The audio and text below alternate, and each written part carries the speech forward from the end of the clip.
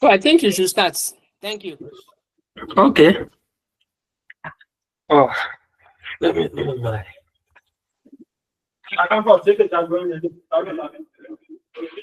You have to reshare your screen.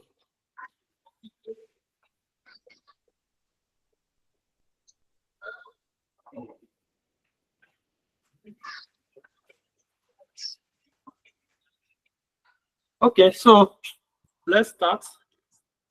Good evening, everybody. Please, we can't see your screen. No. Reshare your You can see screen. my Mr. Good evening, Mr. KABIRU, please, you grant me access again. Reshare your screen.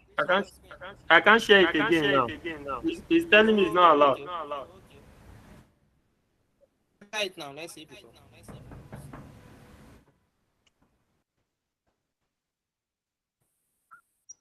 Does it work?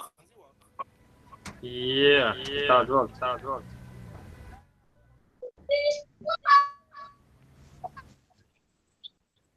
Okay, so please, as we enter the meeting, please let us mute our mic. It's me and my organ that is officially allowed to unmute, except when we ask you a question. That's when you're allowed to mute your mic and talk. To unmute and talk. Okay, so good evening once again, everybody. Happy Friday. So let's start. Today we want to talk about practice management. I'm sorry I was unable to schedule a class on Wednesday, but thanks to my organ. He's always there to help me out. So then again, I need to say something for those of us that used to come to my DM or this summarized notes. I want to be sure that you have Apex summarized notes, because this one is just my personal note. So that Apex is most acceptable one. But however, if you need this one, you have to show me evidence of payment that you already paid for Apex summarized audit notes before I can give you my own. But don't let it be today, because I'm still working on the notes. I have some things I need to add to it. So, and I've been busy throughout this week. So it might not be possible this week. But nevertheless, once you have your receipt for payment of that Apex summarized audit note, you can send it to me. Then you are now qualified to collect this one. But if not, I will not be able to give you this summarized note. Please, let's take note. So let's proceed. Today we want to talk about practice. I hope everybody can hear me. Please, if you are not hearing me, please let me know so that I can refrain myself. Please, is everybody hearing me? Yeah, we can hear you Not clearly. really. Okay. I didn't hear what you said about the summarized note, please, sir. I said before you can be eligible to collect this summarized note, you have to send me evidence of payment. Okay. For that Apex audit summarized note before you are qualified to collect this one. And however, it should not be this week, because I am very, very busy doing some other stuff in my office. Then I don't have much time to adjust this note. But however, before next week Monday, I'll finish everything I need to do on the first summarized note. So for the people that are eligible to collect, they will definitely get it. So that is that about. Thank you, sir. Thank you, sir. All right, Madam Zainab, please. Do you have any question, or you want to mute your mic? Right. I can hear you. Do you have any question? You want to mute your mic? Okay.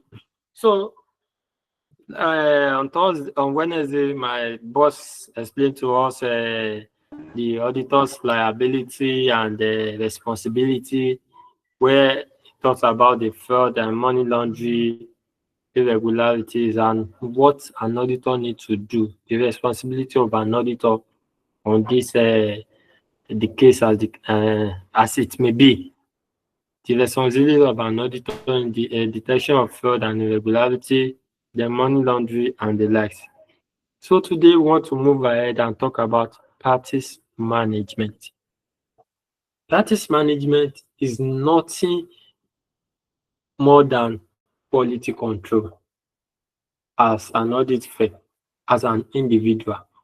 What are the things that we need to put in place for us to have a successful audit work and to reduce the risk of loss, unqualified opinion, or even to be sued by our clients?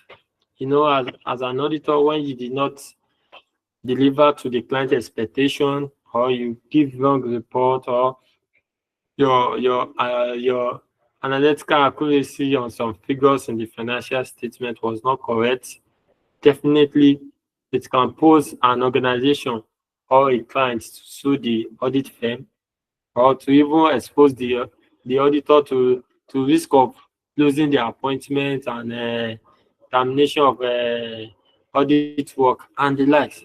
So today we want to talk about quality control. What are the things that auditor need to put in place to have a successful audit work? That is the meaning of practice management. Please, am I communicating? Please, I want us to be flowing one by one. Mr. KABIRU, are you? I'm not sure you are streaming on YouTube. Have you started streaming? Yes, yes, I have. Continue. Okay. So that is the meaning of practice management. So I'm going to explain further. This quality control, as established by ISQC 1 and ISA 200, it's divided into two: the quality control by the audit firm, the control that audit firm need to put in place to have a successful audit work, and the other side, as an individual, you, the auditor, the quality control you need to put in place to have a successful audit work. And don't forget, the essence of this quality control is to enable an auditor in all ratification, to enable an auditor to have a successful audit work. And thereby, please let us mute our mic. Oh, who is these people now? Who are these people? Mr.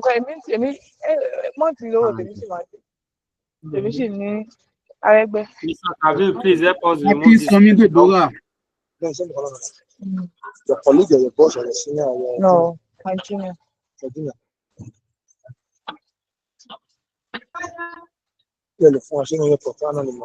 Can you mute everyone again? Can you mute everybody? Can you mute everyone, please?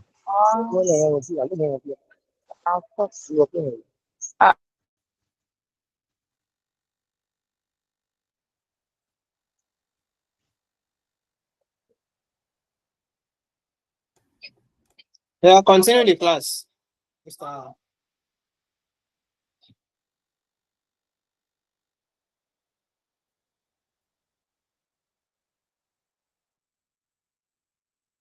Idris, you can continue.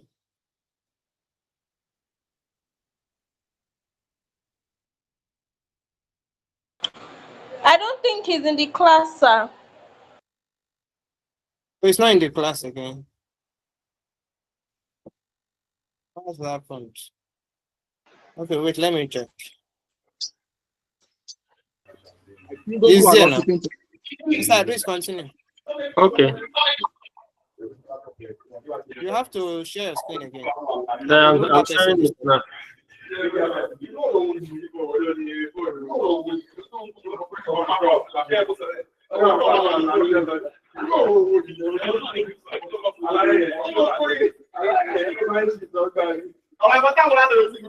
Is there anyone else disturbing us?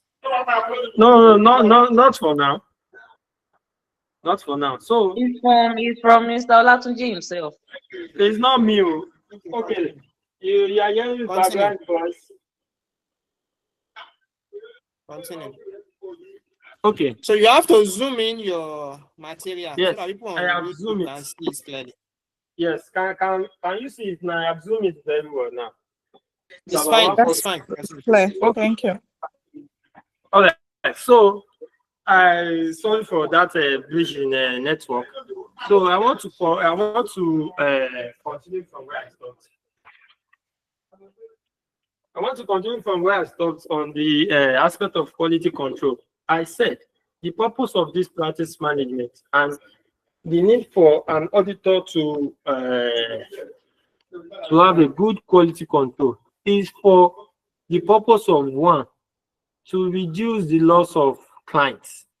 When you did not perform to client expectation, the client can terminate your audit contract. That we don't want your service again. We want another competent audit firm. Then secondly, to eliminate or erase any legal damages or legal costs. Because by the time you present an audit report that is not supposed to be, or any audit report that is not even good enough, it can lead to legal damages and legal costs, whereby they can sue you, the client can sue you for damages.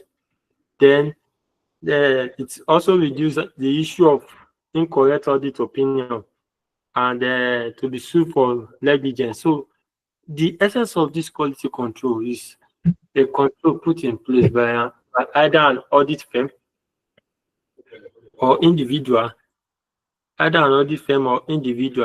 to eliminate and erase all these elements we are talking about. The good quality control will reduce the risk of expressing an incorrect opinion, loss of clients, reduction in legal costs and damage to the reputation of the audit firm, and prevention, reduction or elimination of disciplinary measure from the audit professional bodies. So that is the reason why we must have a quality control on our audit work. And that is what this practice management is all about. So let's explain further. I said the quality control is now divided into two. The quality control for the audit firm and quality control for an individual engagement. Quality control for an audit firm. What are the things they control, the measure? The control, the measure that an audit firm needs to put in place to have a good and successful audit work. That is on the part of the audit firm. Then you as an individual, you as an auditor, what are the quality control you put in your audit work for it to be successful, for it to reduce the risk of damages, loss of clients, reduction in legal costs and damages. So then we want to explain all these things one by one. Please, if you do not understand my lecture from the beginning, I just want you to understand the basis of this thing we are talking about. If there's any question before I move to the normal quality control, the explanation in detail, please let me know.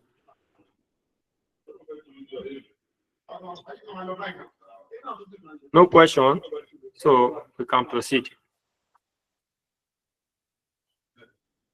So we can proceed. So let's read through the note that we have here and see what we can achieve by it. So quality control, practice management. He said practice management has to do with the way, method, or procedure adopted by the audit firm to ensure that its responsibilities optimally executed. That is, it is the activity carried out by the audit firm or auditor to ensure that the opinion expressed are of the right quality. It may also be seen as the way at which auditor-client relationship is being managed. this is achieved. Okay, to achieve this, the audit firm will need to put in place some quality control.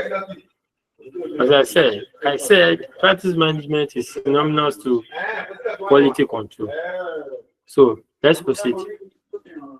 The quality control. These are controls that should be put in place by the audit firm or the auditor. Don't forget, we are talking about two main bodies here. The responsibility or the quality control need to put in place by the audit firm, and also the responsibility or quality control put together by an individual, which is you, an auditor. So these are the two aspects we want to talk about today. So however, let's proceed. These are controls that should be put in place by the audit firm or the auditor. A good quality control will reduce the risk of expressing an incorrect opinion. We said this before. Loss of clients, reduction in legal costs and damages, damage to reputation of the audit firm and profession, and even reduction or elimination of disciplinary measure from the audit profession body. So let's proceed. Quality control procedure are considered at two levels. Number one, quality control for the audit firm, and the second one, quality control for individual engagement. So let me explain quality control by the audit firm before we proceed. And we have some other aspects that other aspect of control that an audit firm puts together to have a successful audit or smooth audit period with their client. So number one, quality control for the firm. So if I may ask, what are can anybody tell me the need for quality control in an audit work? Please, just if you know it, please just raise up your hand so that I'll just call you, whether 2 or 3 people. I just want to know if you are flowing with me in this class. Okay, Mrs. Please, let's have your answer. The need for a good quality control. You can unmute your mic and talk. Okay, it's not there. Mr. Lasisi, please, you can unmute your mic and give us the answer. What are the needs for a good quality control as an auditor or as an audit firm? Can anyone hear me at all? Yeah, good evening, class. Good evening. Yeah, it is very necessary for it is very necessary for a firm, a audit firm, to have a very sound audit control in order for them to be able to carry out their functions to their clients in a way that the client will feel more satisfied with the job that they have done for them. And the purpose, the essence of the job is for the auditor at the end of the whole work to express an opinion on the financial statement in which they have review. And it is very important because that financial statement, it's actually going to the public.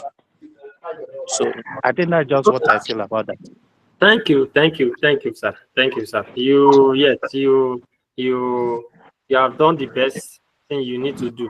Yes, the overall essence of all this thing is to give a quality assurance on the financial statement, in the sense that the final user of the financial statement, as the case may be, the shareholder, the public, so that they will have total reliance on the audit report presented by an auditor or the audit firm. But however, there are still some key things missing out. Why do we have to have a good quality control as an auditor or as an audit firm? What is the end product by having good quality control? What are the things an audit firm tend to gain, or as an individual? So, Mrs. Please, you are raising up your hand. Okay. Let me say the reason or the benefits that the audit firm would we get for a good quality control is that it will be able to minimize the risks of auditors' liability. Thank you. Yes, exactly. To reduce the auditor's liability, like loss of audit clients, these are the things we've mentioned, just like from the word quality control. Please, you can proceed. Okay, so it will be able to help the audit firm to reduce risks such as audit liability, and also to help boost the firm's how will I put it now? Firm's competence, the eyes of its clients, because it will help them to produce a very good audit report that will not mislead the users of the report. Okay. Yes. Thank you. You can mute your mic. So, Okay. Mr. Olayemi or Mrs. Olayemi, I think, and Augustine. So these are the two people who will be entertaining their questions. So please, let's have you and give us your take on it. Yeah, then I think another thing is the reputation of the audit firm and the profession itself. Okay. So it will help to protect their reputation in the society as well. Okay, thank you so much. Yes. So Augustine, Mr. or Mrs. Augustine. So as you answer your question, you can put down your hand. Augustine, are you there? I'm here. Good evening. Good evening, sir. Please, let's have your take on it. First, I appreciate your effort. On the quality control, the essence is in order not to express a wrong opinion. That's what exactly. In order not to express wrong opinion, to reduce loss of clients, then reduction in the legal costs and damages. Those are the things I'm expecting all of us to even answer as quickly as possible. The essence of that quality control. To reduction and elimination of disciplinary measure from the professional bodies, loss of clients, to avoid being sued by the clients, loss of a reduction in legal costs and damages. These are the things, damage to the reputation of the audit, to reduce the to reduce or eliminate the damage of the reputation of the audit firm or as an individual. Because, however, if there is any issue now, after calling that your this is just like an hierarchy in an organization. I remember when I was in bank then, when there's any issue, before they will call on you, they will talk to your supervisor first. It is your supervisor that they will land hammer on. So from your supervisor, then the supervisor will now also extend the burden to you, because you are the one that started the issue in the first place. So in a nutshell, as this quality control will help an audit firm or an individual, both an audit firm and individual, to reduce the risk of expression of an incorrect opinion. First of all, loss of clients, reduction in legal costs and damages to reputation of the audit firm, and so on and so forth. So that is the essence of a good quality control. So at the end of the day, we'll be able to reduce all this risk, and also to have an assurance on the audit report that we presented to the shareholder, and also they will have a quality assurance on it that, oh, this financial statement presented, audited and presented by this our auditor is of true and fair view. So that is the essence of quality control. They will say the quality control can be a thing. Wow.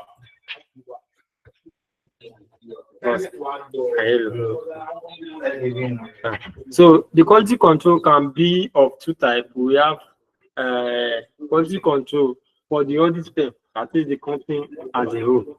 Then the other side, quality control for individual engagement. So let us dive into it. for the audit firm, what are the things they need to put together? So for the audit firm, what are the quality control they need to put together in order to have or to reduce the risk of everything we've mentioned so far? So number one, what is the objective of this quality control or the need for an organization or an audit firm to implement a good and sound quality control? So let me just explain in an overview before we now read through this thing and understand.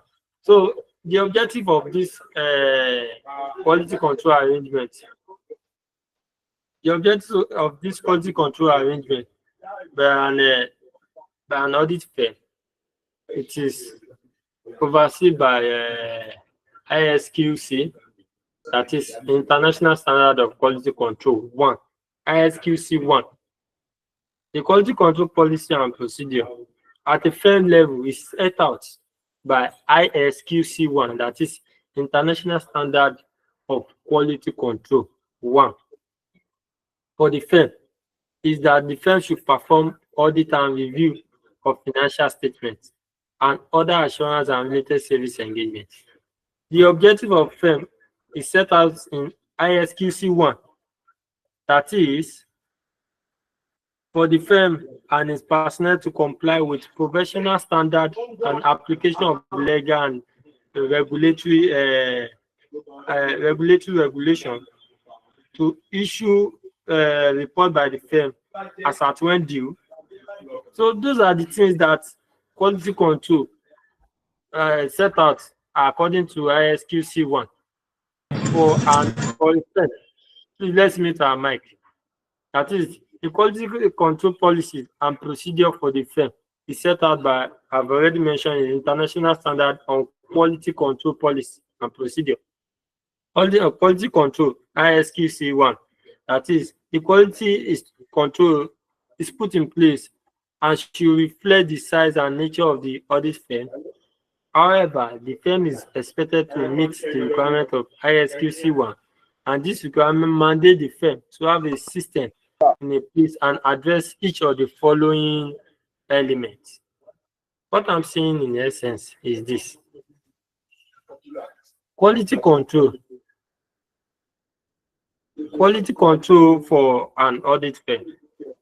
The essence of quality, the essence or the reason why an audit firm should have a good quality control put in place is for the firm.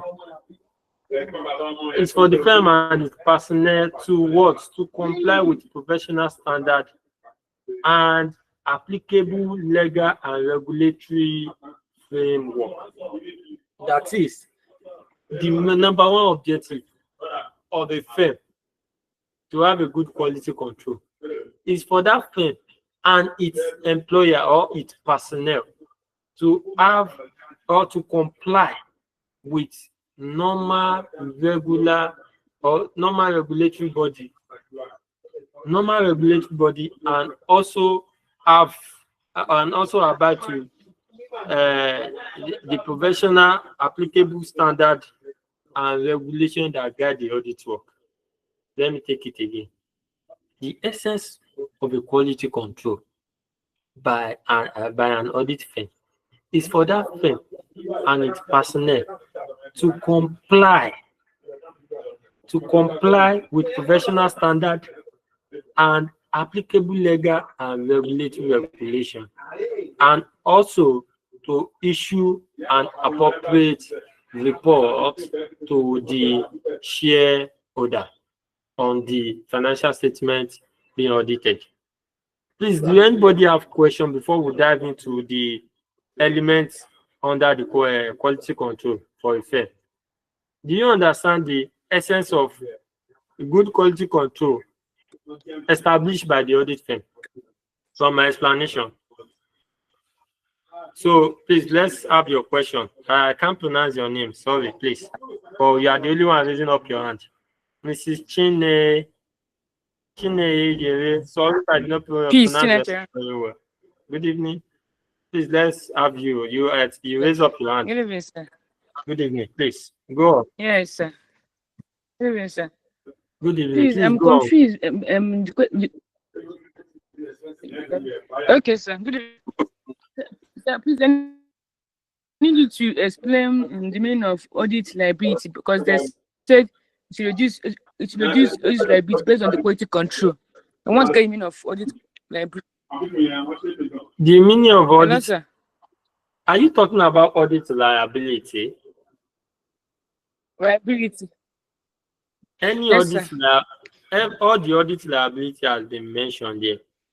Audit liability can be loss of clients, can be legal costs and damages, can be damages to reputation of the audit firm and profession, can be disciplinary measure taken against the auditor or the firm for not doing their appropriate things, for being sued by a client for an unprofessional audit work done.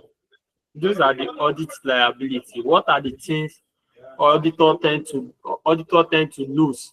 All the things that will happen to an audit firm or an auditor when you did not do your audit work properly.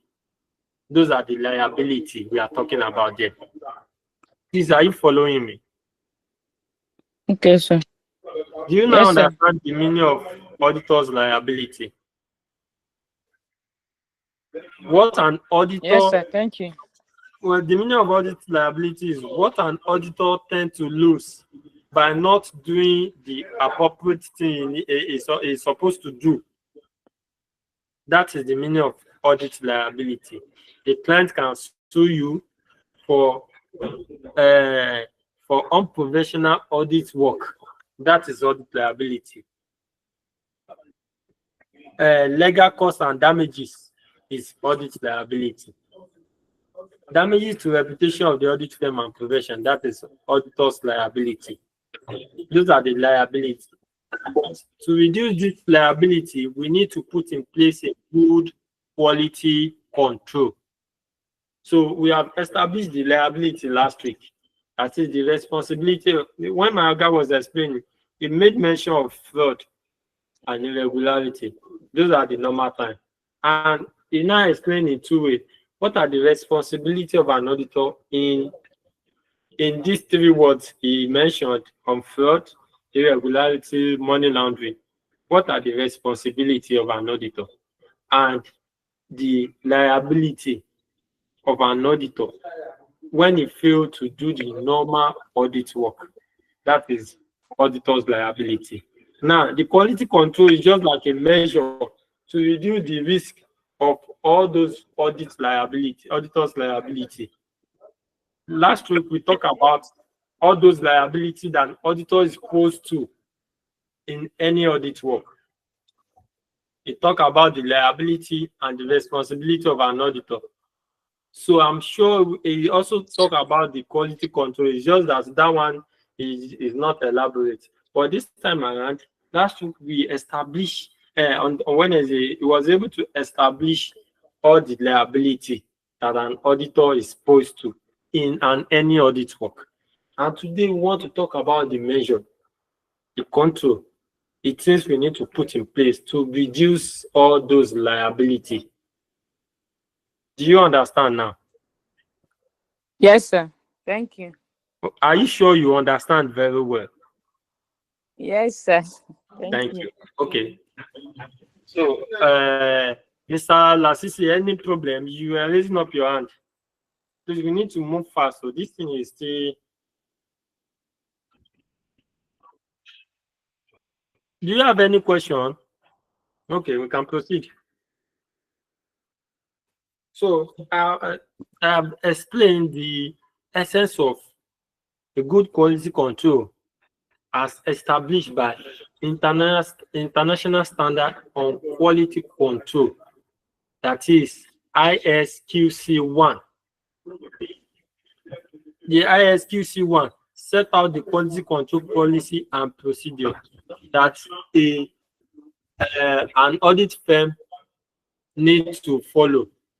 So what is this policy? the policy states that for an audit firm to have a good internal control, the audit firm and its personnel are to comply with professional standard and applicable legal and regulatory regulation, and also to issue an appropriate audit report at an appropriate time. Those are the two keywords. For them to comply with professional standard and applicable legal and applicable professional standard and regulation, and also to issue out an audit report at appropriate time.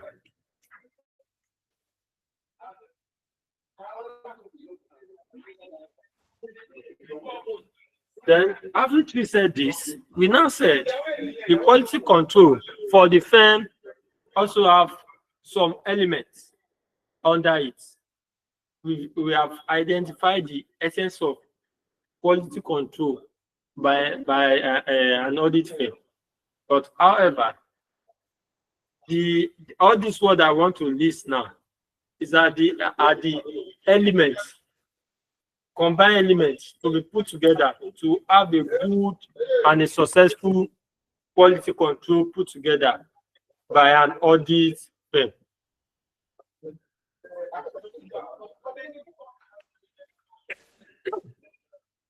Sorry, excuse me. So let us proceed. Please, if you don't understand me at any point in time, please let me know so that I can re-explain again. So let's quickly take this quality control for the firm before we explain all this thing one after the other. Quality control for the firm. Quality control policy and procedure for the firm are set out in the International Standard on Quality Control, ISQC 1. That is, the quality control put in place should reflect the size and nature of the audit firm. The firm is expected to meet the requirement of ISQC and its requirement mandate for the firm to have a system in a place that address each of the following elements. What are the elements of this quality control for the firm? Number one, leadership and responsibility for quality. 2, ethical requirements. 3, acceptance and continuance of engagement. 4, documentation. 5, engagement performance. And 6, monitoring. During our time, during my time, I used to put this in a code. I put it lead M, LEADHEM, lead M. The L stands for leadership responsibility for quality. The E stands for ethical requirements. The A stands for acceptance and continuance of engagement. The D stands for documentation. The H stands for human resources. The E stands for engagement performance, and the M stands for monitoring. So those are the elements. These are the elements put in place, or that need to be put in place for a firm to have a successful or a good quality control put in place. Please, am I communicating? Please, can you hear me? Am I communicating? Do you understand this? All these elements before we now explain it one after the other. All these elements we just established now, they are the elements, things that need to put together for a company or for an audit firm to have a good quality control put in place. I said you can do the acronyms like lead M. The L starts from leadership responsibility for quality. The E starts from ethical requirements. What are the ethical requirements? The ethical requirements for an audit firm to have a good quality control put in place. Then the A starts from acceptance and continuance of engagement. You accept the engagement, and also constant continuance of that engagement on a yearly or monthly basis. Documentation. They are talking about our audit evidence. The audit evidence we gather together we must document it in an appropriate way. And according to in a statutory way, as an auditor, you need to keep information of your client for at least 5 statutory audit year. That is from the last audit year backward to 5 years. So any other that is, you must have, for example, this is 2025, you must have your client information for 2024, 2023, 2022, 2021, and 2020, because maybe some companies are just preparing financial statement for 2024 now. So after that, any other year apart from that 2020, it is audit bad, it is statutory bad. So if the client is asking you for information or documentation, anything less than 2020, it is statutory bad, you cannot provide it. But normal standard is an auditor should keep the documents and information of their client for at least 5 years. So any other year apart less than that 5 years, it is audit bad. The standard does not allow us to provide information in that regard. So then we talk about documentation. After that, we will have human resources, the number of staff and the people that an audit firm need to engage in order to have a good quality control, to work on a client assignment, the audit reports, to the duration of audit work, the tenure. So the audit firm needs to put a quality control on the number of people and the personnel to do an audit work. The engagement, performance, and monitoring. So all these things, they are the elements of quality control put in place, or they are the elements put in place as a firm to have a good quality control. Please, any question before we explain them one after the other? Mrs. Zainab, please, your question, ma'am. You are raising up your hand. Please, let's have your question before we proceed. Hello, are you there? Okay, so let's proceed. Let's proceed. So we will now explain this thing one after the other. Number one, let's start with acceptance. Let's start with leadership responsibility for quality. So, as I explained, he said this is a system whereby the leader, the principal partner, or the managing board of partner is charged with responsibility of ensuring quality when carrying out its task. The ISQC one requires the firm to establish policies and procedures designed to promote internal culture for quality. The personnel charged with responsibility of quality control should have the ability to carry out the job and have the necessary and appropriate experience and the necessary authority to carry out job. Firms are required to ensure that appropriate training is provided to ensure that there is complete understanding of the objective and procedure under ISQC 1.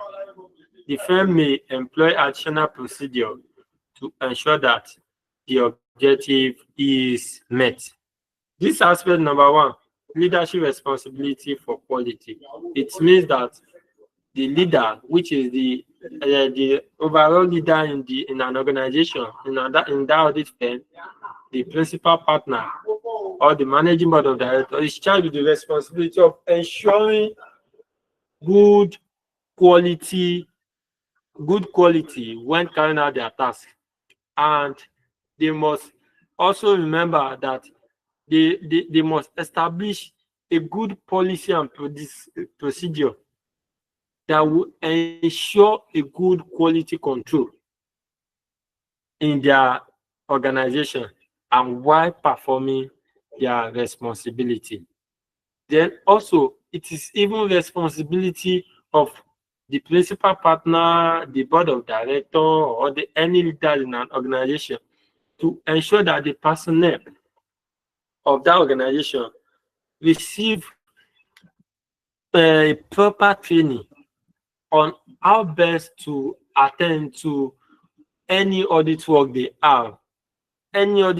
have, appropriate training must be provided to the staff to ensure that there is complete understanding on the objective and procedure of ISQC1. What are the objective and procedure of ISQC1? The objective, I just said that the objective is that the firm should comply with regulatory standard and also to issue out an audit report as at appropriate time. So how do we achieve it? Since the objective of that ISQC1 is for an audit firm to comply with regulatory standard and procedure, and also to give out audit reports to the client at an appropriate time. So what are the things that the audit firm need to do? We said number one, leadership responsibility. That is, as a leader of the organization, they must ensure that all the standard and regulatory framework are being followed. And it is also their responsibility to train their staff at a regular interval and to provide staff with a proper training to ensure that they have complete understanding on the objective and procedure of ISQC1 on quality control by a firm. Please, do you understand that number one? Please, if you don't understand, please let me know. I want to make sure that you understand the explanation on that number one. It is very, very clear before we proceed. Mrs. Victoria, please, your question and let's proceed. Sir, please ask your question. Good evening, sir. Good evening, ma. Thank you for the class. It's been a wonderful one. Please, sir, could you throw more light on this leadership responsibility? Okay. Can I ask you this question before you proceed? You can unmute your mic. I want it to be an interactive class. Okay, according to my explanation, what is the requirement of ISQC1 on quality control? You say that it requires the firm to put policies and procedure in place that will enable the firm. Yeah. The objective of ISQC1 states that an audit firm should be able to comply with normal regulatory standard. It's two. The objective is that the audit firm must comply with normal regulatory standard and procedure of the profession, and also to issue out an audit report at an appropriate time. That is the objective of ISQC1. So how do we achieve this objective? That is your question, Abi. We can achieve the objective through all these elements. But number one, there is leadership responsibility and quality. Since ISQC1 states that an organization must comply with regulatory standard and procedure, Abi, are you with me, ma? Okay, she's not there again. I'm with you, sir. I'm with you. I mean to avoid distraction here. Okay, so the objective of this ISQC1 is that an audit firm must comply with regulatory standard and procedure and also issue audit report to the client assets when due. That's the objective of ISQC1. Then before this objective can be met, the audit firm have to put all these elements of quality control to achieve that objective. And one of the elements is leadership responsibility for quality. That is, all the people charged with leadership responsibility in that audit firm must make sure that the standard, the applicable standard, the regulatory standard and procedure set out by ISQC1 is met. they must ensure that the policy and the procedure designed to promote internal culture for good quality are being abided by everybody in an organization. That's one. Then also to ensure, it means that all those people, all those managing partner, the board of director, or any highest rank in an organization must also provide the employee with a good training, regular training at a regular interval, to ensure that they understand the importance of following the importance of complying with regular standard or regulatory standard and procedure that guide the audit work. That is, they must provide appropriate training to ensure that complete understanding of the objective. What are the objectives? Objective is to comply with regulatory standard. So they should provide training to the staff to ensure that the staff understand the objective and procedure of ISQC 1. That is the explanation on leadership responsibility and quality. You see, before we can understand this thing very well, we said this quality control was introduced by ISQC 1. And what are the objectives of this ISQC 1? The objective of ISQC 1 states that an audit firm must comply with regulatory or appropriate regulatory standard and procedure in carrying out their audit work, and also provide audit reports as at when due. Audit reports as at when due. Is that not the objective of ISQC 1? That's the objective. So one of the elements to comply with this objective is true leadership responsibility for quality. That is, everybody charged with the responsibility of leadership role in that audit firm, in that organization, must be able, or they are charged with that responsibility of ensuring that the normal applicable standard and procedure set out by the audit profession are being followed, and also to train their staff on a regular interval to understand the objective and procedure set out under ISQC 1. That is elements. That's one of the elements of quality control for an audit firm. That's number one is leadership responsibility for quality. Please, I'm not sure you understand this aspect. Please, if you don't understand, let me know. I can re-explain. So if you understand that one, we'll move to the next one. The second one is ethical requirements. What are the ethical requirements that an audit firm needs to follow in order to set out a good quality control? So let's read. The firm is expected, in line with ISQC 1, to establish policy and procedure to provide an assurance that the firm complies with all ethical requirements, the professional regulation and standard, and maintain independence where required. The firm is expected to communicate the independence requirement to its staff and then identify and evaluate the circumstances that may create threats to independence, assess the impact of the threat, and well as safeguard the such threat. The staff is expected to communicate any threat to independence while carrying out their responsibility. Firm annually is expected to obtain written confirmation from its staff on compliance with firm's policy on independence.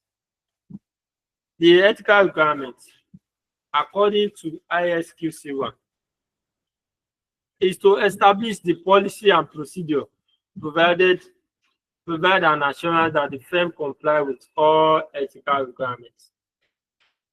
This aspect is telling us the ethical requirements as one of the elements for a good quality control set out by an audit firm, that an audit firm must make sure that the ethical requirements or the company is has complied with all ethical requirements posed to an audit firm. Then also make sure that the independence of an auditor is not jeopardized, and where there is threat to professional independence, the audit firm should take a collective measure to safeguard the independence of an auditor, so as to provide the audit report at appropriate time. What we are saying in essence is that the ethical requirement states that the audit firm must make sure that all the staff comply with regulatory framework and standard, and all the staff must maintain high independence of their work where necessary. But however, where there is threat to professional independence, the audit firm should take a collective measure to safeguard the audit independence. That is the overall overview of this ethical requirements. Please, any question before we proceed on the ethical requirements? Any question, please? Yeah, please, sir. Can you throw more light? I'm not really too clear with it, sir. Good evening, sir. Okay. The ethical requirements as one of the quality control, as one of the elements of quality control by an audit firm, states that the people charged with that responsibility must ensure that the established policy and procedure provided by ISQC 1 is being followed. And it must make sure that all the ethical requirements. What are the ethical requirements? We talked about ethical requirements last week. Those are the requirements for professional accountants, where we talk about the integrity, the objectivity, the professional competence and due care. All those things, those are the ethical requirements. So, and we talk about the reason why all these ethical requirements cannot be followed, or what are the threats to all these ethical requirements. We talk about all those familiarity threats, advocacy threats, self-review threats. So, and we also talk about the safeguard by an audit firm. You know the meaning of safeguard, where we talk about appropriate training. They must rotate the people that will work that will work with a client at regular interval, because when one person has been working with this client for so many years, they tend to build relationship with the staff and everything. So audit rotation, the need for rotation is one of the safeguard to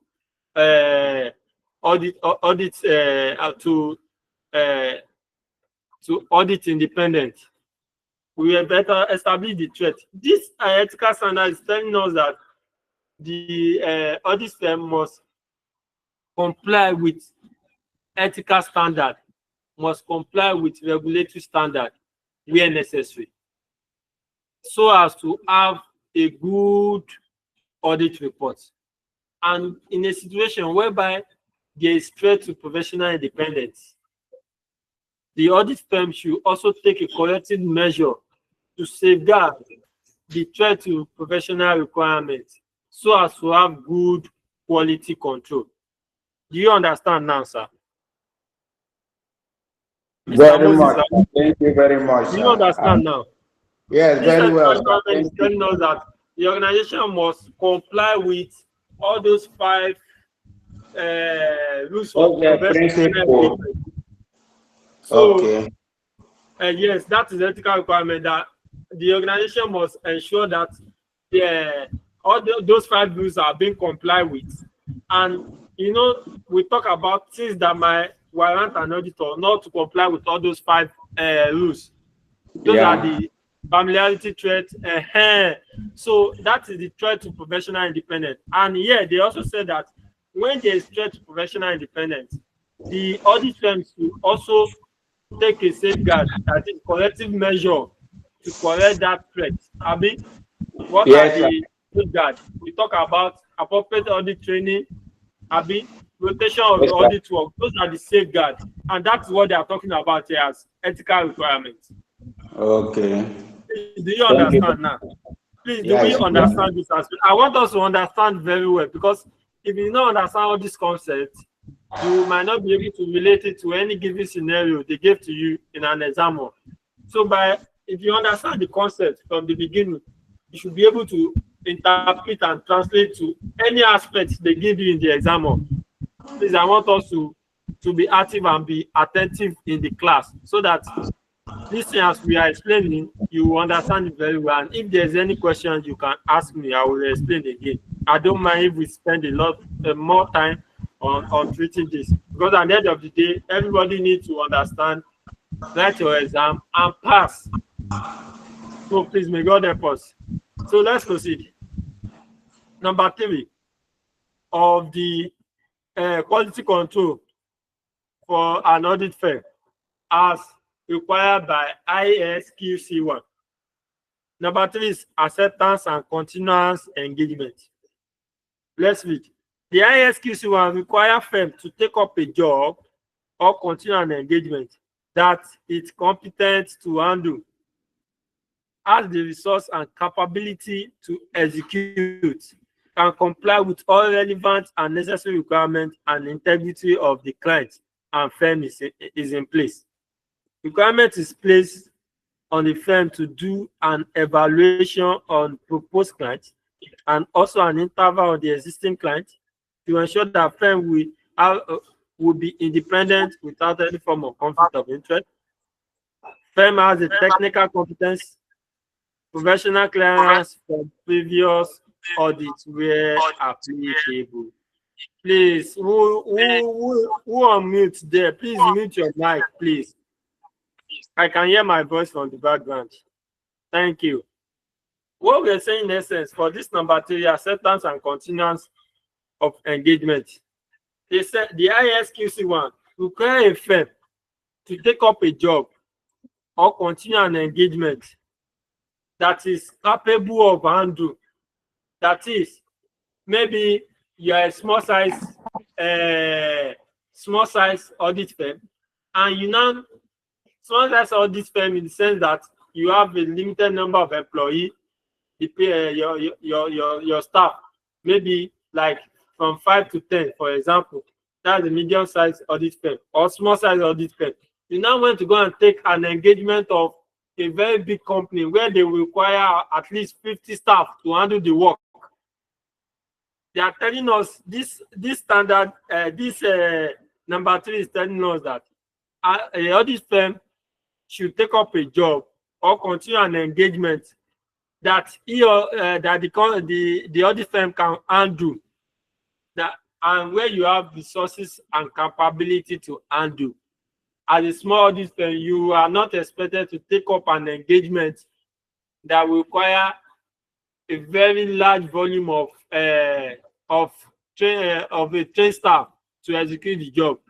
Maybe the proposed client will require you to have at least 50 to 100 trained staff to execute the job, and you just have 10 staff. This acceptance and continuance of engagement is telling us that an audit firm should accept or to continue an engagement that he or she can handle. Very, very simple. Very, very simple. He or she can handle, and should also comply with all relevant and necessary requirements and integrity of the client and the firm must be put in place. Also, requirement is placed on firm to do an evaluation. After you ensure that you accept or you continue an audit engagement that your firm can handle, you as an audit firm should also take an evaluation on the proposed clients. You also take an evaluation on the proposed client, that the client that want to accept their work, I must make an inquiry from their previous staff, their previous audit firm. That is, what made the audit firm to reject the work, and what are the necessary conflict of interest that might arise from accepting the engagement. So this ISQC one require an audit firm to make all this evaluation before they start or before they accept or continue the engagement. That is the essence of this acceptance and continuous engagement. Please, any question? Fumilayo, please, your question, please. I can hear you, please. You can unmute and talk. Fumilayo, please, unmute and talk. Okay. Olayemi, please, you can ask your question. Good evening, sir. Good evening, I can hear you. Yeah. Okay, please, I don't know if it's my network or yours. It's not actually clear on my side. I just want to confirm so that, because this your do you mean I should re-explain the acceptance and continuous engagement? Yes, sir, please. They always they get together. Okay, you can unmute your mic. You can mute your mic rather. Yes, sir, please. Okay, you can mute your mic so that, okay. The acceptance and continuous engagement as required by ISQC 1 states that an audit firm should take an engagement or continue an engagement on what he or she can undo. What I mean with that sentence is that an audit firm must take an engagement or continue to take an engagement with a client on how much he can handle. It states that an audit firm should not take audit or should not accept audit work that the audit firm cannot handle. This is an example. You are a small size audit firm. They have a trained staff of 10, and you want to go and take up an audit engagement that will require at least 50 staff. ISQC 1 on acceptance and continuance of engagement states that an audit firm should accept and continue an engagement that is competent to handle and have a capability and resources to execute. You must not take up a big size audit engagement where you are a small audit size company. Do you understand that aspect, Madam Olayemi? Do you understand that one? Yes, sir. Thank you. Yes. Okay, then after that, after you take up job that you can you can execute, then it is also necessary for you, before you accept an engagement, you should also make a proper evaluation from previous auditor on the necessary. You just make an inquiry from previous auditor on the necessary threat to professional independence that might arise from accepting that offer. That you just make an inquiry that why did you stop doing audit work for this company, and what are the problems I might likely face by accepting this offer. So as an auditor, after you make sure that you have you accept or continue the engagement that you can handle and that you have a required capability to execute, then it is also important for you to make an inquiry from previous auditor the necessary threat to professional independence that might arise from accepting that engagement. That is what acceptance and continuous engagement is all about. Please, do we understand? Yes. Can we proceed? Yes. So, number 4, documentation.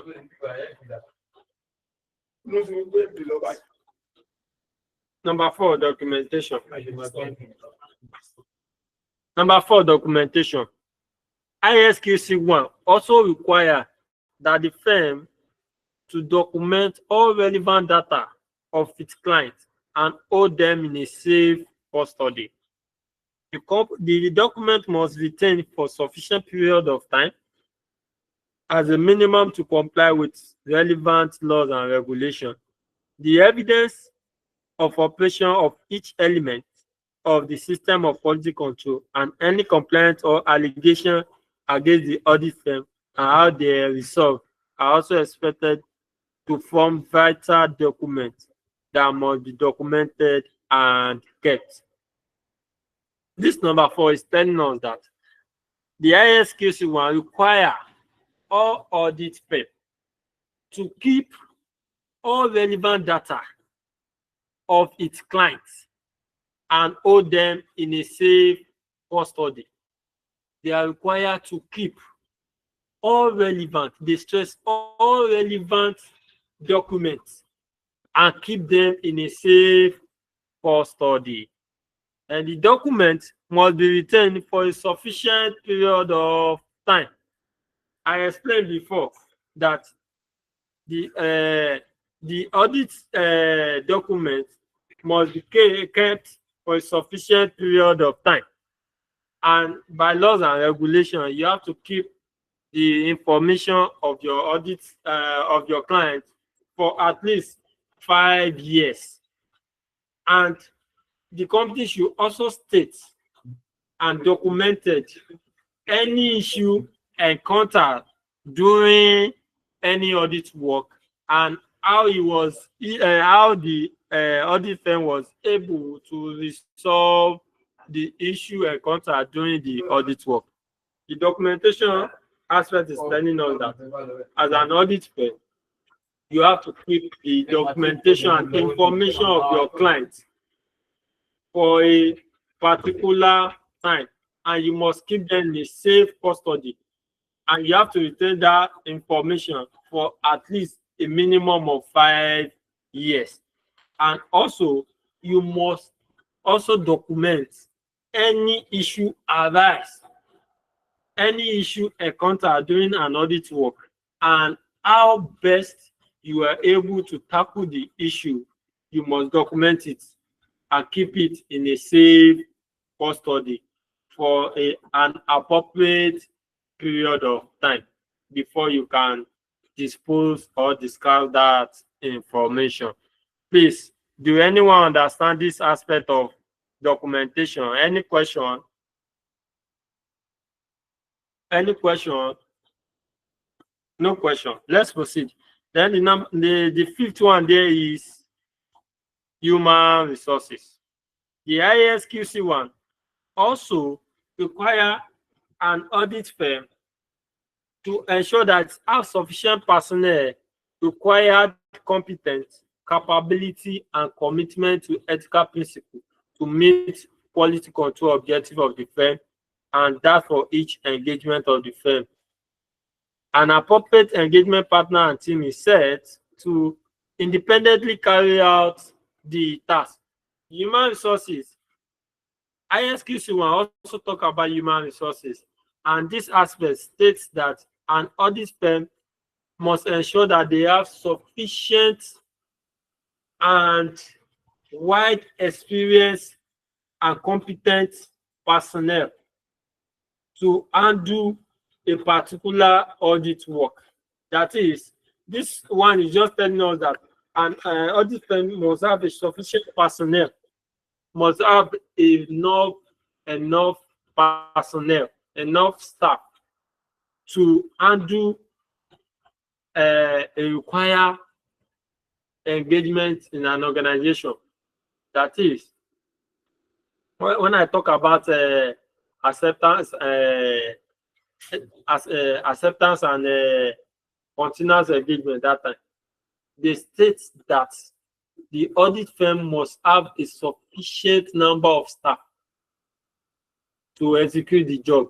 So this one now establish it further that they must have an experience and enough, that is, they must have a sufficient personnel with high level of competency and capacity to do a particular audit job.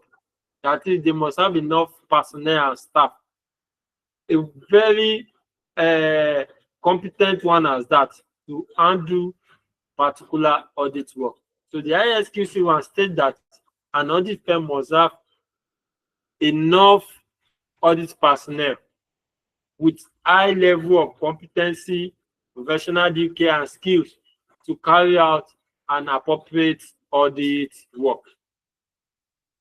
Then number 5 is engagement performance.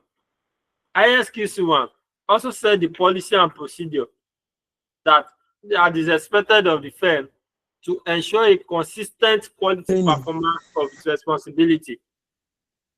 Supervision responsibility by assigning most experienced and competent personnel to supervise others. Review of responsibility by assigning more experienced team to review the work of a less experienced team. Guidance on consultation, procedure for dealing with different opinion between engagement team and consulted team, or between engagement partner and engagement quality control reviewer. So the engagement performance is telling us that it is expected, according to ISQC 1, that a firm must ensure high quality performance of its responsibility. That is, who is disturbing the class there now? Please mute your mic. Who is this person? Ogunleye, please mute your mic, please. You are disturbing the class. Please mute your mic, sir. Deborah, you again today. I think this is what you did on Friday when we were having our class. Can you please mute your mic, please?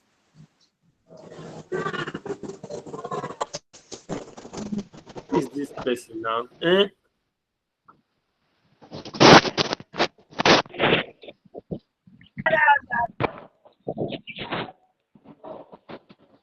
It's just unfortunate that I cannot remove you. I'll message Mr. KABIRU to help us remove you from the group. So by the time we start removing some people now and block them from attending the class, maybe that one will be better. Because I don't see why you are not even paying for class and you are still disturbing the class. Is this person even there to even listen to me? Mrs. Deborah, please mute your mic. Oh, sorry, I'm doing so, but I didn't get it. Sorry. You see a mic logo there. You've been mute before. Why do you just unmute yourself? Please look for the logo of that mic and click on it. Just decide your video and click on it. I just tired. Okay, so let's proceed. I was explaining that engagement performance. ISQC 1 states that an audit firm must ensure that they have consistent quality performance of their responsibility. That is, they must deliver a very good quality audit performance at a regular interval. And they must make sure and ensure that there is a room for supervision of audit work. That is, special aspect of a special department have to check what another people has done. That is, we have team of supervision. Maybe after proper audit work, like in my office now, when you prepare financial statement and everything, you send it to your audit partner to review. So it's your audit partner that will now supervise and review your work, correct you where necessary, send it back to you. You effect the correction and you send it back to the person to take a final review before you now decide whether to send it to the client or you will be the one to send it to the client. So the engagement performance is telling us that audit firm must ensure quality performance of its responsibility at all times, and they must also ensure an imbibe spirit of supervision. That is where a less experienced team work is supervised and overseen by an experienced audit team. Just eliminate any error and also to have a quality performance of its responsibility. That is the meaning of engagement performance as spelled out by ISQC 1. Please, can anybody hear me? Someone is messaging me that they yes, cannot we can hear hear you. We can hear you clearly.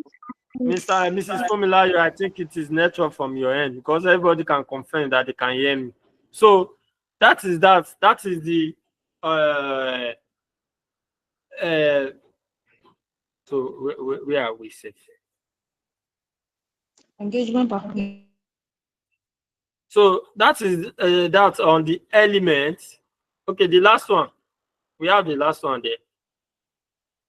Okay, that is that on the element of quality control as required by an audit firm. The quality control as required by an audit firm. Where am I safe? What am I pressing? Please don't be angry. Let me go to where we are.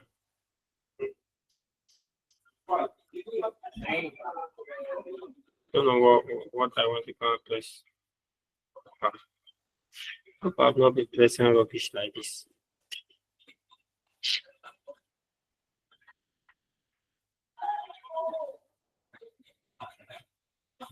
Okay. So this is where we are. Then the last one, we have monitoring. Monitoring. We have explained the ethical engagement, the engagement performance. And the last one there is monitoring. Monitoring of quality control procedure.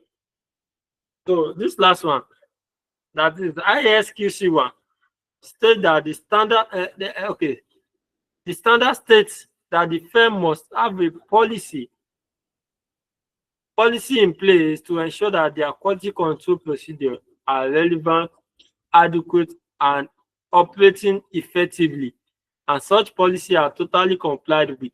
In other words, the firm must monitor their system of quality control. How can they monitor their quality control?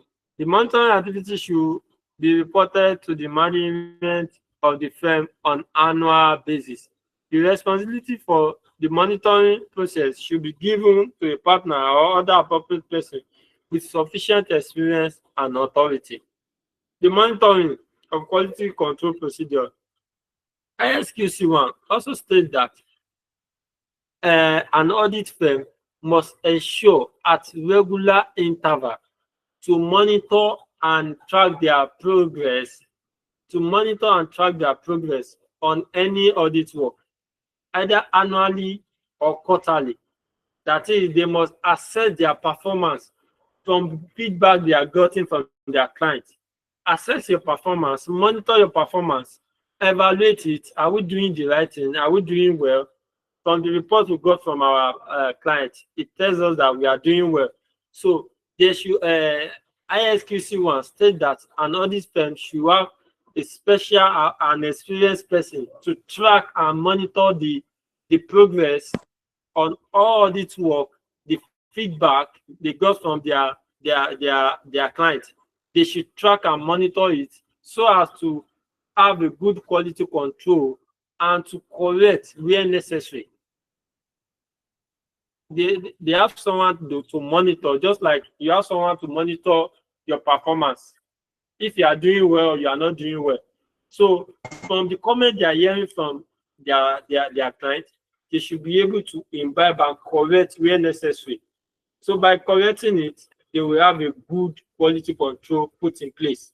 That is the meaning of monitoring of quality control procedure. Please, any question before I proceed? Our time is fast spent here. Any question, please? Please, mine is still on this engagement performance. Engagement performance, we've left that one now. Why are you I did just not asking really now? get the. Okay, engagement performance. Okay, sir. Sorry, you can proceed. So what was your question on engagement performance? I'm a little bit confused on that. Engagement performance is telling us that the audit firm must ensure that the proper policy and procedure expected by a firm is ensuring a consistent quality performance of its responsibility.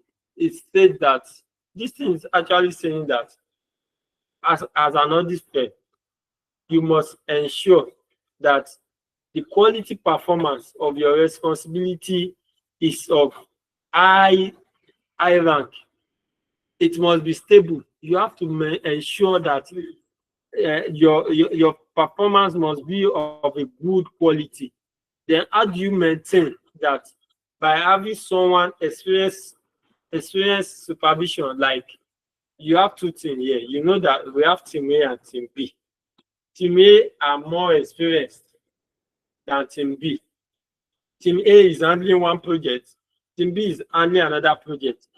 There must be a class of people, highly experienced set of people that will supervise the work of team A and team B to avoid and to make sure that the organization performance is of high quality. This one is just telling us that when you finish a work, someone at another head is always there to check on what you are doing. Why are they checking? To eliminate any error or mistake that might arise from any audit work. By so doing, they are also planning on a quality engagement performance, where you have someone that can check your work to correct you where necessary. By correcting you, you are also learning. So next time you have a good and a very visible way to approach any audit work without any error. So the engagement performance is telling us that it is a responsibility of an organization to maintain quality performance at a regular interval.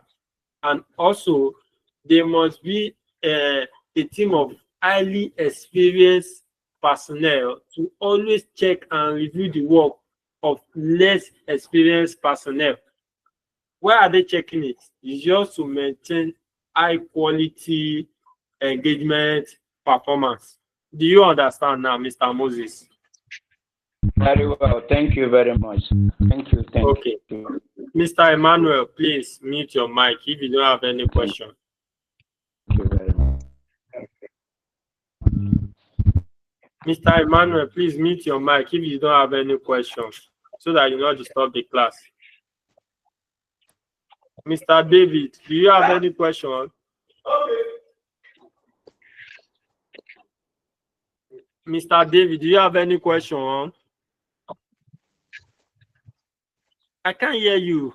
It's as if you are talking. Do you have any question? If you don't have any question, please mute your mic. Because I can't hear you. Please, can anybody hear me? Yes, I can hear you. Okay, then We can hear you, sir. Yes, I can hear you. Loud and clear.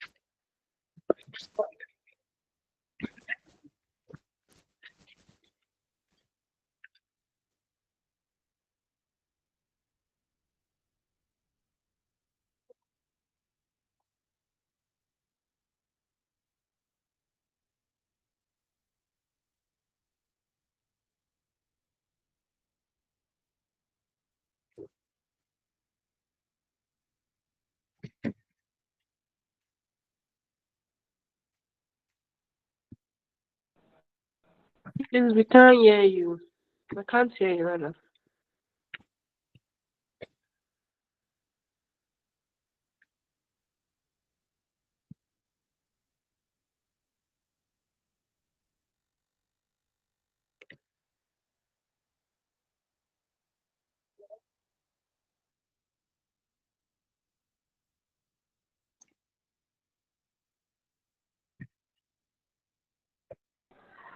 Please, I can't hear you. I can't hear you, please.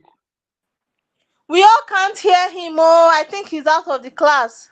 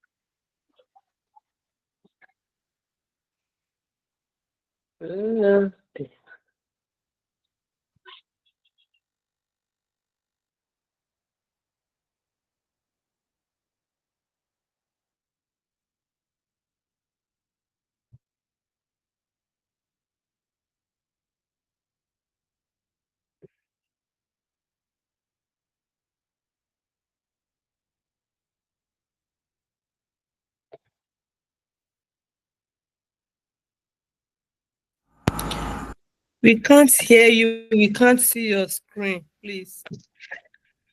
Is it from my end? It is generally. I think think got it's locked down. same from I here. think his network Okay. Same thing removed here. him already. Okay, thank you, thank you, thank you.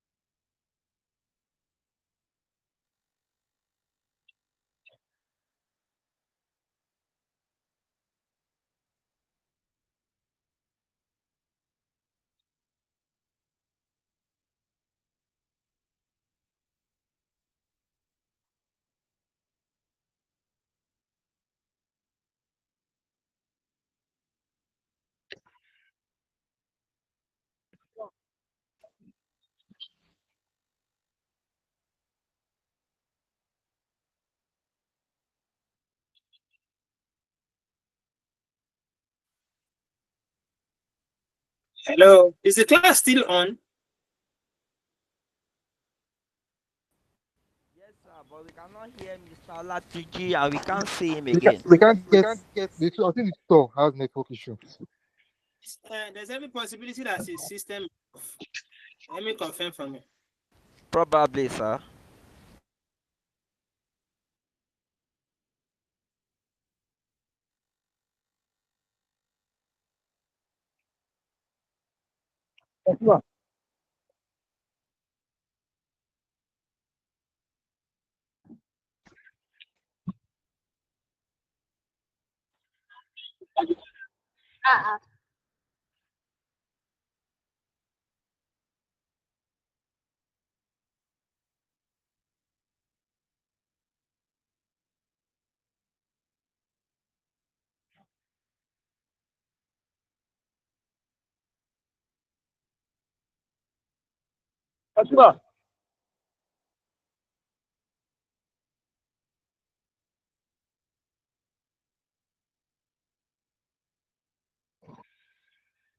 I've called him, so he said he has powered the system.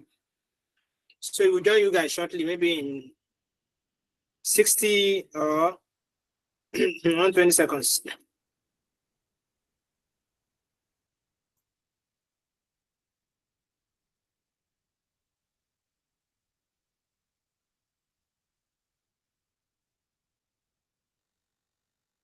I hope you got that. We got it. Yes, sir.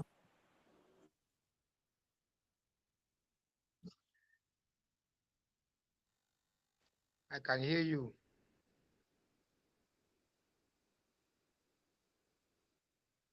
I can hear now.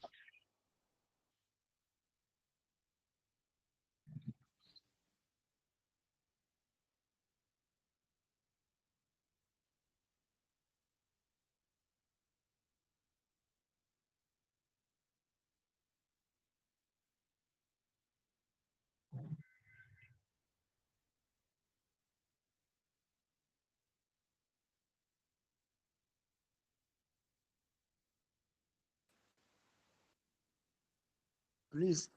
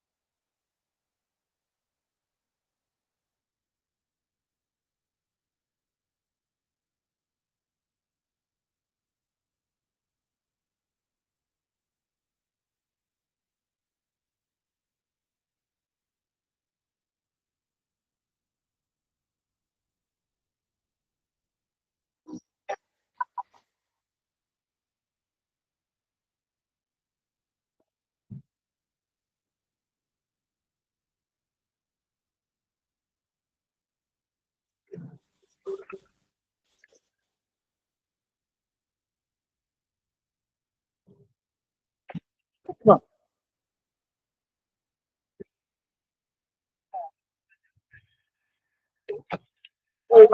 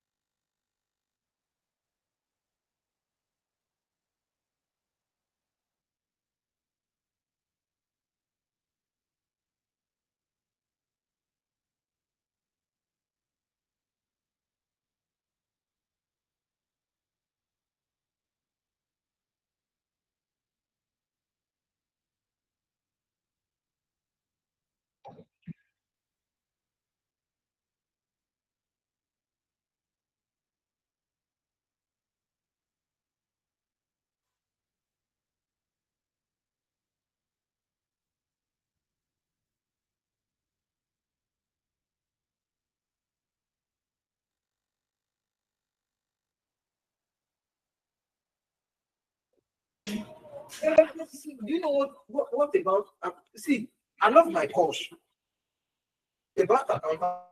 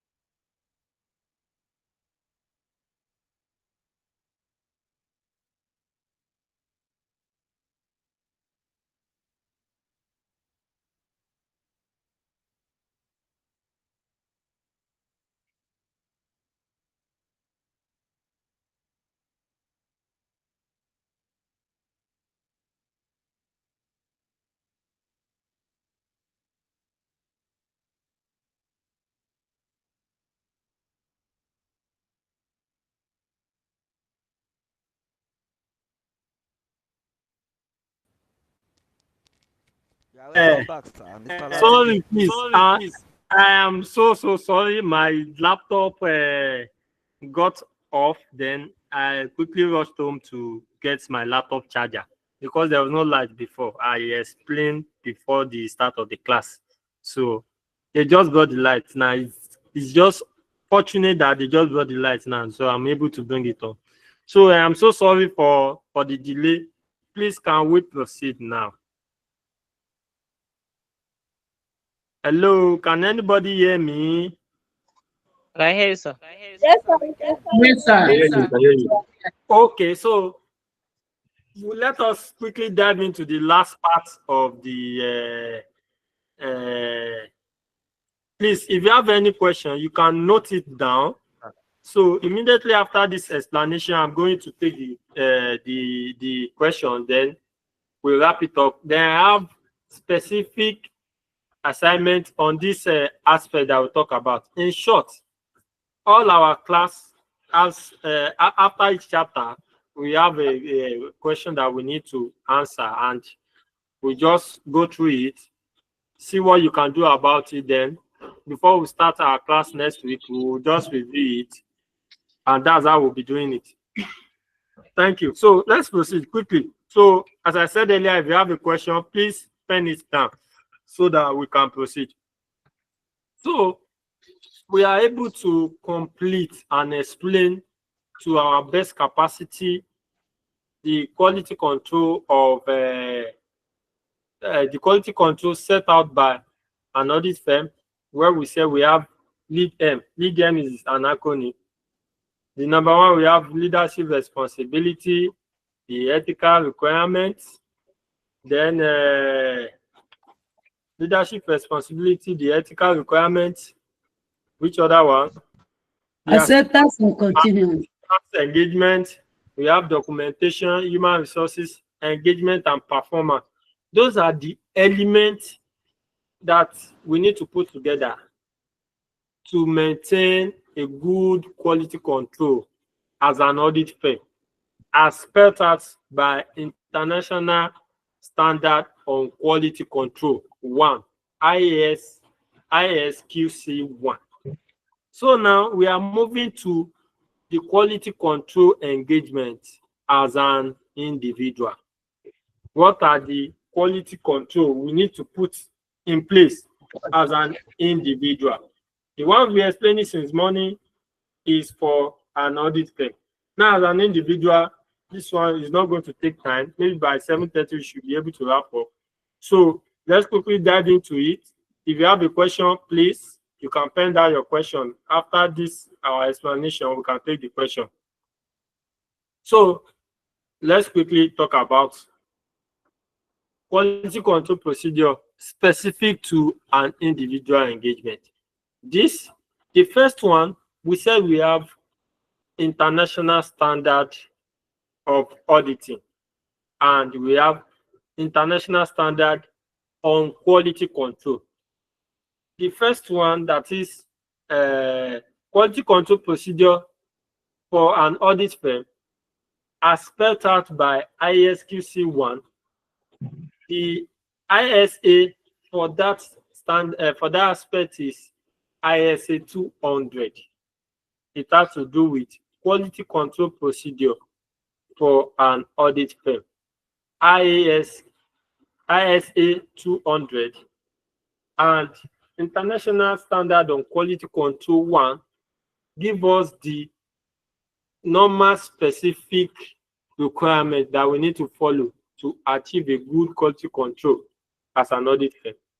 Now, as an individual, the standard is ISA 220, and we have to follow the procedure set aside by ISQC 1. I hope you understand the way I put it. I said ISQC 1 spelled out the normal requirements that has to be followed for a good quality control to be maintained by an audit firm. Then we have all those 7 elements that we explained. and the standard of audit that goes with that is ISA 200. This one is ISA 220, still on that ISQC 1. So let's read. These are controls that are put in place by engagement partner, that is the team lead, in the audit of a particular firm or the audit of a firm financial statement. These controls are set out in the International Standard of Auditing, ISA 220. The ISA applies the general principle of ISQC earlier examined. Then ISA 220 is quality control for audits of financial statements. However, it states that the objective of auditor is to implement quality control procedure that provide auditors with reasonable assurance that, number one, the audits comply with professional standard and applicable legal regulatory requirements, and the auditor's report issued issued report in appropriate circumstances. These two elements is requirements by ISQC 1 to have a good quality control. The number one is by firm. This one is by an individual, that is engagement partner, that is the team lead of an engagement exercise. If we have any audit work or any company to audit, we have 5 staff to audit the company. The team lead, I think there will be a number one. There will be one person that will supervise the other 4. He's also part of the team, but the team leader. That is, what are the quality control that team leader need to put in place to follow this standard, that is, to comply with professional standard and applicable legal and regulatory requirements, and to also issue report as at when due. That is responsibility of you, individual, on that good quality control. Then the elements, we need to talk about it. So what are the elements? Leadership responsibility. Please, at this point, let me ask, do you have any objection, any question first before we proceed? Can anybody hear me? Any question? We can hear you, sir. Okay, let me proceed. So, one of the elements of quality control procedure to an individual, number one is leadership responsibility. Let's proceed. We said ISA 220 state that engagement partner, that is an individual, shall take responsibility of all overall quality on each audit engagement to which that partner is assigned. This places responsibility for key quality control matters on engagement partner. The engagement partner has responsibility to overall the quality of the audit. Leadership responsibility, they said you, as the engagement partner, as the team lead, you have all the responsibility to maintain. Please, who is that disturbing our class? Please, let's mute our mic. Mr. David, please mute your mic. Mr. David, please mute your mic. Thank you. So, the leadership responsibility states that you, as a team lead, as an engagement partner, you have that responsibility to maintain overall quality on each audit engagement. And you have been placed with that responsibility for key quality control matter on the engagement as the engagement partner. And also you are shadowed with the responsibility to maintain high quality of audits as at when due in all circumstances. This aspect is telling us as a team lead, you have been given that responsibility to maintain and to ensure good quality control on financial statements prepared by your team, you have that responsibility to maintain.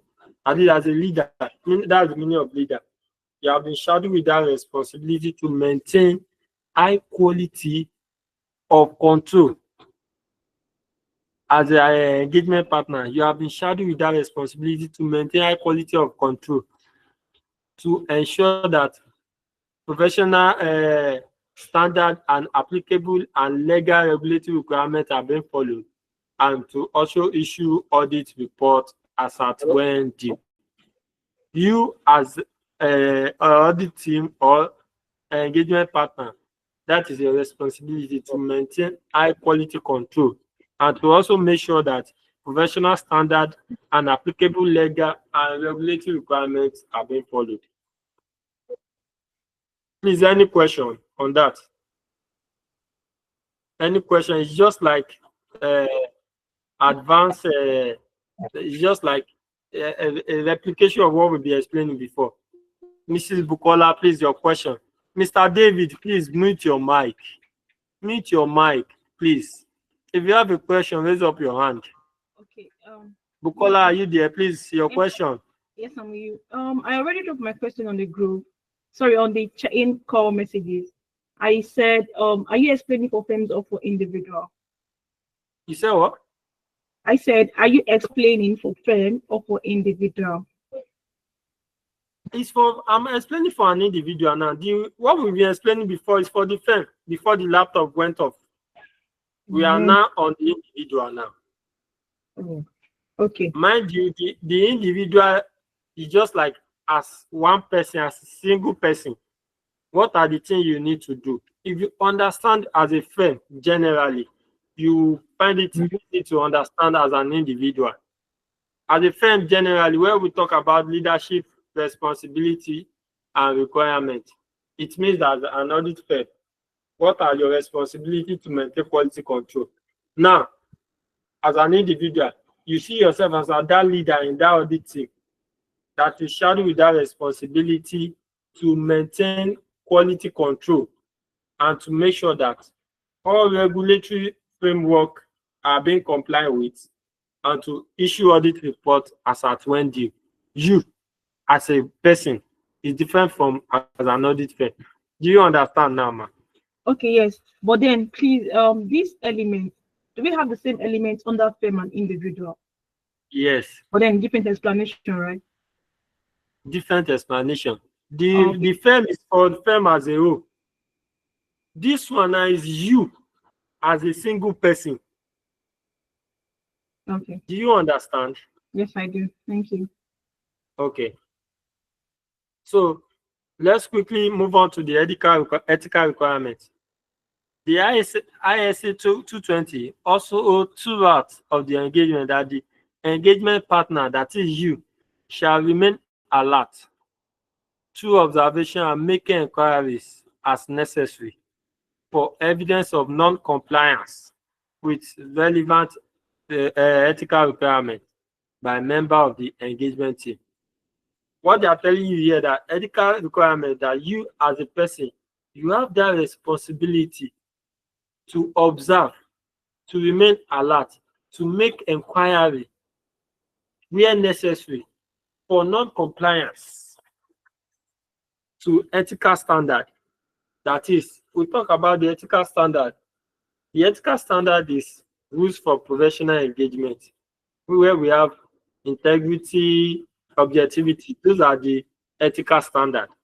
So you as an team lead, you have that responsibility to remain alert and to observe, to make inquiry to one of your members that are not practicing normal ethical requirements. You are all with that responsibility to form a conclusion on compliance with independent requirements that apply to the audit engagement. What they are telling us invariably that you as that person, you have right to remain alert and to observe and to query any member of your staff that is not practicing normal ethical standard. That is the meaning of ethical requirement as a single person. You see yourself as a leader in that group, the team lead, just like a leader.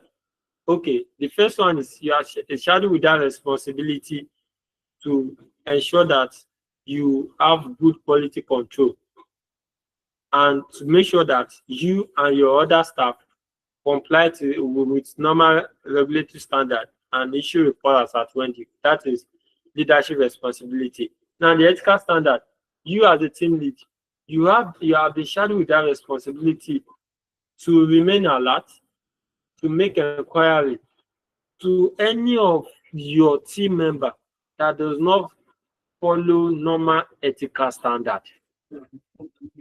Please, do you understand that aspect on that ethical requirement? Please, do you understand? Can I proceed? Yes, proceed, sir. Okay, thank you. So, please, can you stop? You said what? Just summarize it again, please. I summarize from which one? Is it the leadership responsibility or ethical requirement? Ethical You said what? Ethical requirements. Ethical requirements. What are our normal ethical requirements? That if they are talking about ethical requirements, they are talking about rules to professional requirements. Those integrity, the objectivity, professional duty and skills. That is the ethical requirement. So, as a team lead, you are to maintain good quality control. You as a team lead, you are shadowed with that responsibility to remain alert, to make inquiry from any of your team member that is not following proper ethical requirements, that is not objective in dealing with his client, that does not show professional competence and due care and skills, that does not show good form of integrity. You as a team lead, you have right to make inquiry where necessary for the evidence of non-compliance. You have right to make inquiry. Why is the person not following ethical requirements?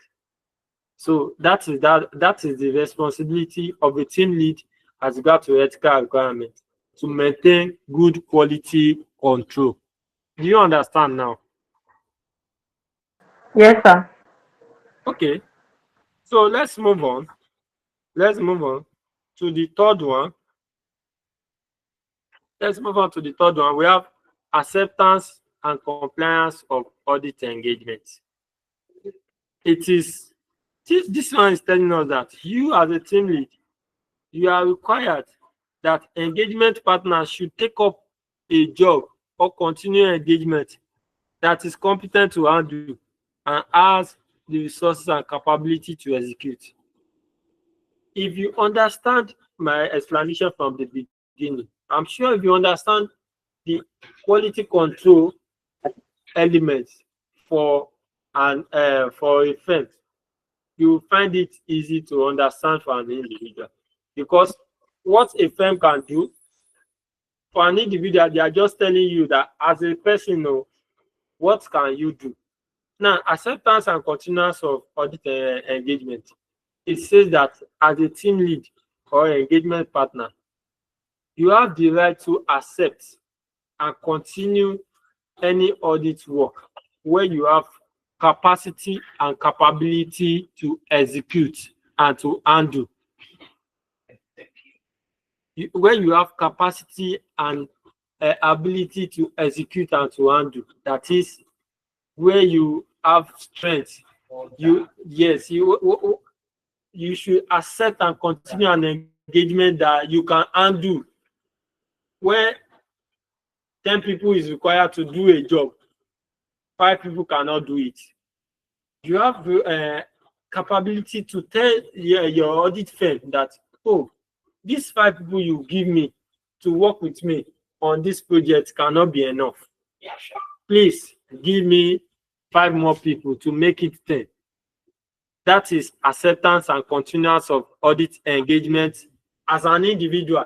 That is, you have the right as an engagement partner to take and accept and continue an audit engagement where you have ability and capability to execute. And you must obtain information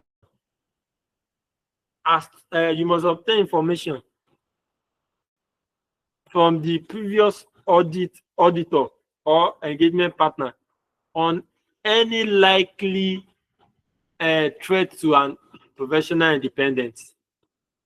What we are saying in essence, you as a person, as a leader, as an engagement partner, you have the right to accept and continue any engagement as required by ISQC 1. That before you accept and continue an engagement, it has to be an engagement that you have capacity and capability to execute. Where you have capacity and capability to undo, and has the resources and capability to what? To execute it. So you as a team lead, as an engagement partner, ISQC states that you must accept, or you have the right to accept or reject, accept and continue an engagement where you have capacity and capability to undo and resources to what? To execute that audit engagement. So that is that about acceptance and continuance of audit engagement as an individual. Once you understand as a firm, you will definitely understand as an individual. Moving on to the next one, engagement performance. That is, as an individual, you have the ability, or you are shadowed with that responsibility to maintain good quality control procedure. That is, the quality control procedure applied to conduct of each individual audit engagement will be based on effective management of the audit teamwork. What they are saying in essence that engagement performance that as a team. So let me pick this call. That is, as a team, as an audit leader, as an engagement partner, you have been shadowed with that responsibility to conduct individual audit engagement on based on effective management of the audit team work. Sorry, let me take this call. I think I have this call will just be disturbing me. Just let me read.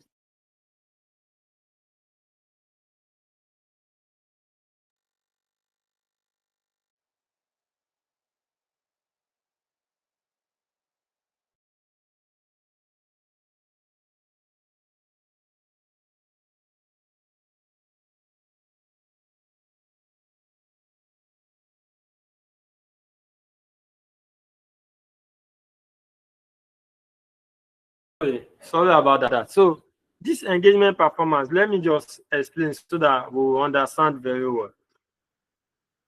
The engagement performance, they said you as a team lead, as an engagement partner, you have that responsibility to conduct or to assess an individual, which is your audit, your staff, to assess them on effective management of the audit, on the teamwork to execute that work.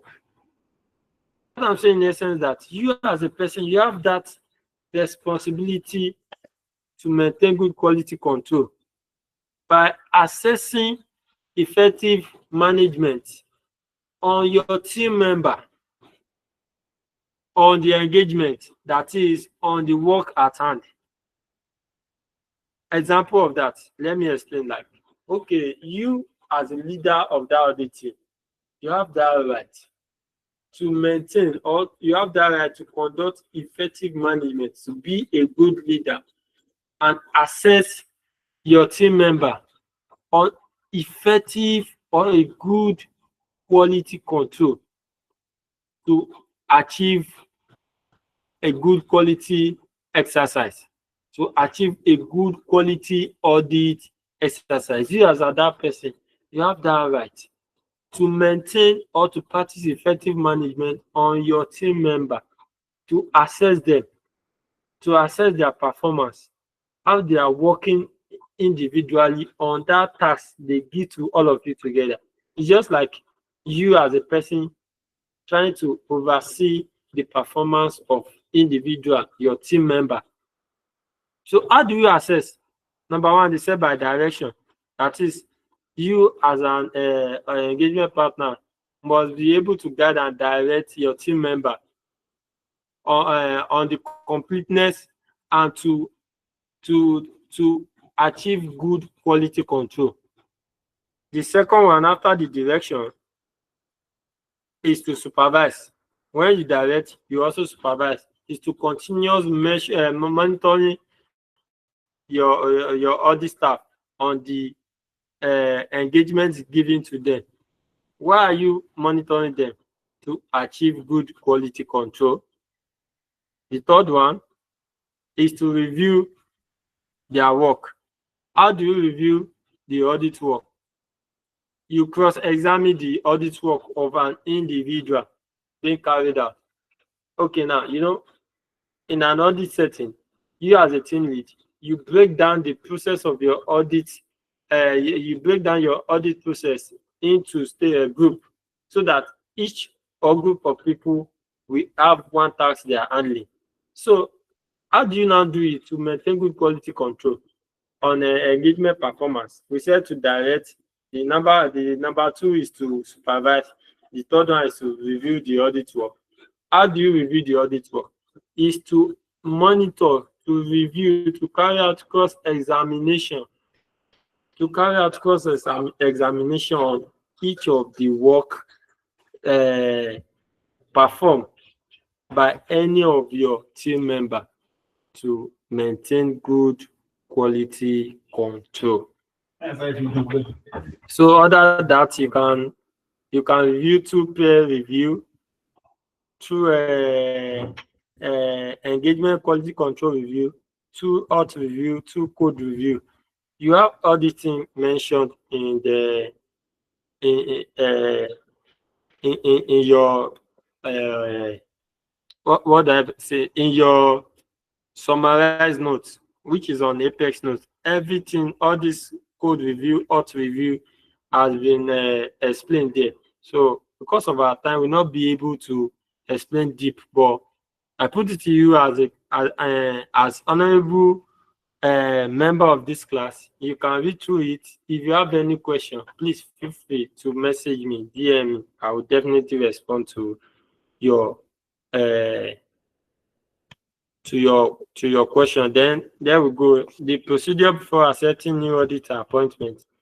So let me quickly run through this.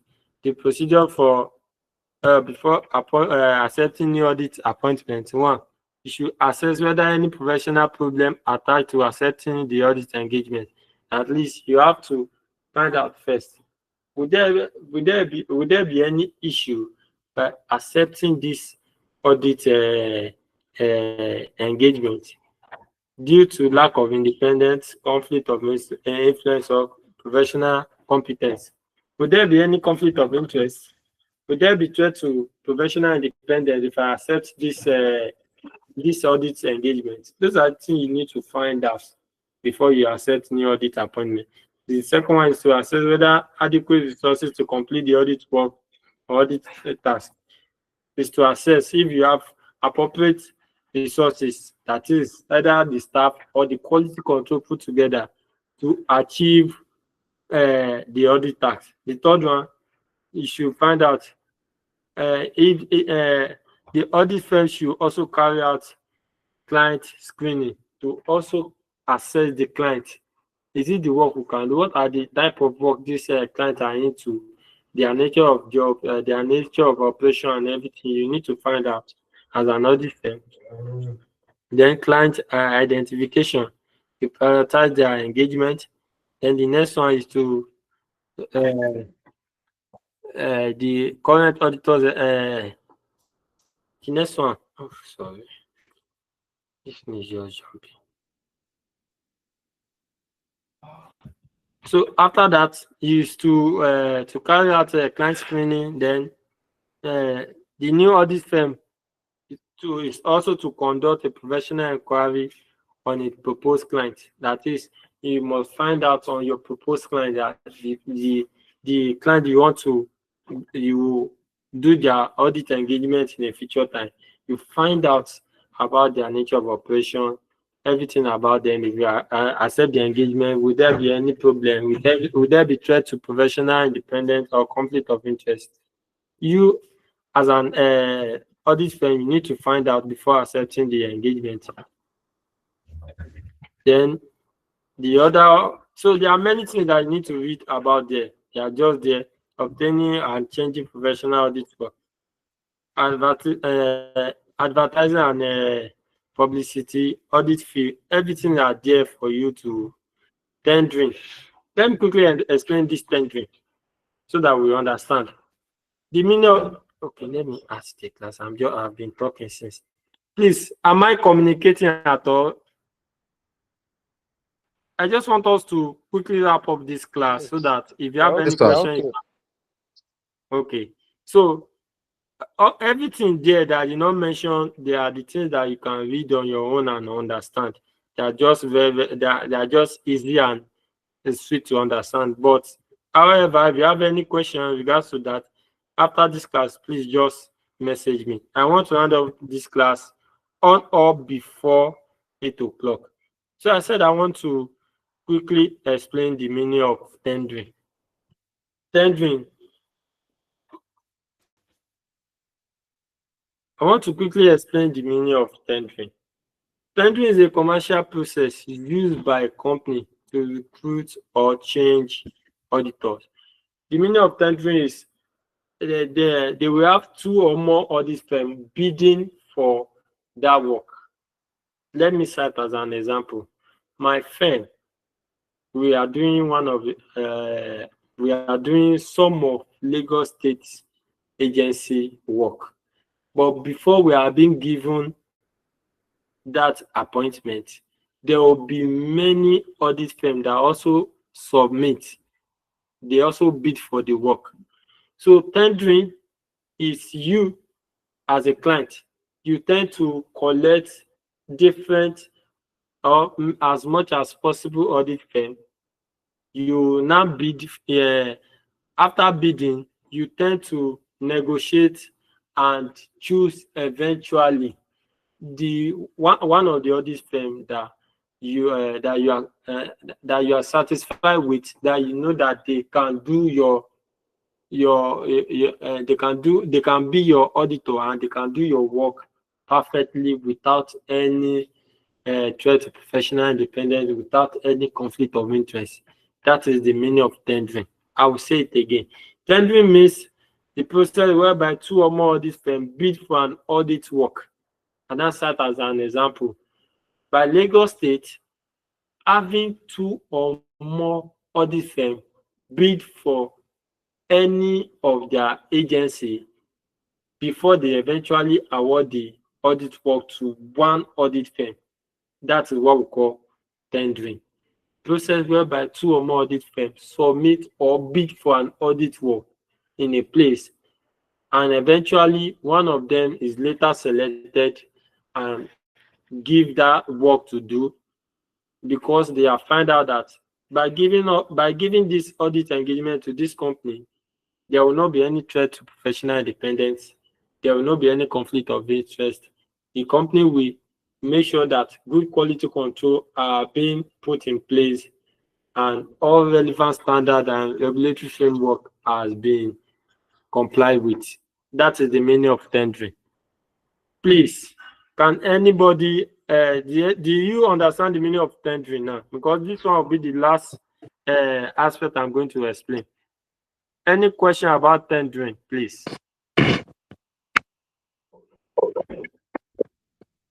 Any question? No question, sir.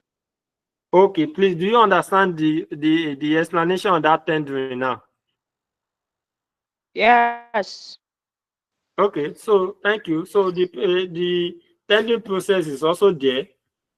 If you check your you check your APEX summarized note, the word tendering is there too.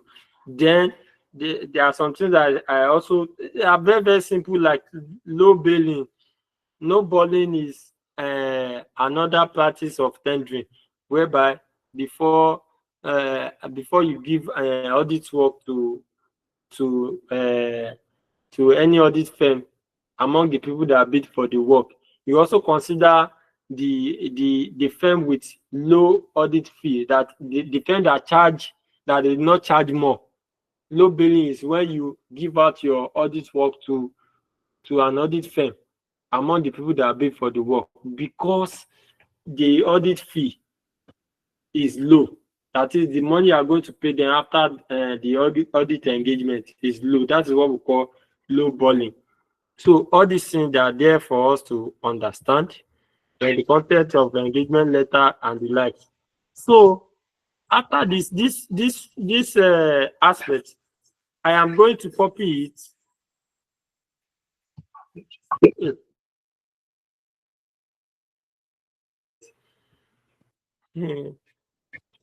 So these are the questions I want us to talk about the. So I want you to read through this the practice management we'll talk about today. So this question I'm going to drop is going to cover everything we talk about, the aspect of all this tendering, the code review, audit review, quality control review, peer review, and everything has been explained in your summarized APEX audit notes. But however, as I said from the beginning of this class, that I am actually working on this material you are seeing. I am still working on, because I have a lot of engagements in my office this January.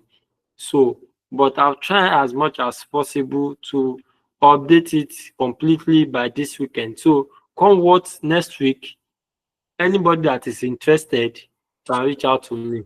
And I said the requirement for you to get this summarized note is to show me your evidence of payment that you actually purchased summarized note of APEX audit note.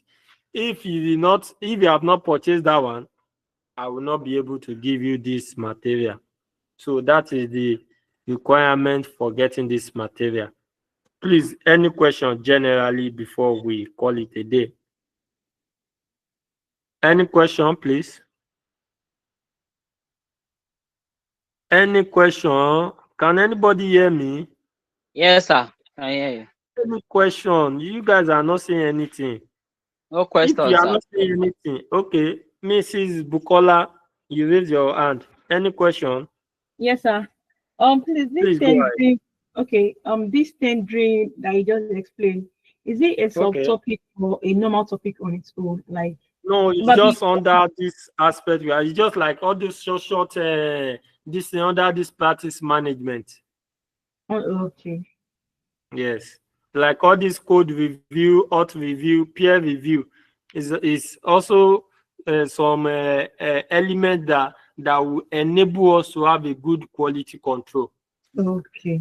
Under practice management. So they are just there for you to review. Peer review is when you review when two or more people is reviewing a particular work. That is peer review. Engagement quality control review. All those things, they are just very straightforward, and once you just read through it, you will understand. So I'm going to drop a question this night or tomorrow morning on this practice management. So next class we'll talk about it, and we'll have our opinion on it. We'll review it before we start our next class. Then if you have a question generally, please reach out to me through my DM. I might be busy, it might take time before I reply you, but I will definitely reply you. So in the absence of, okay, Mrs. AU, I don't know how to pronounce your name. You raise up your hand. Please, let's have your take. It seems you have a question.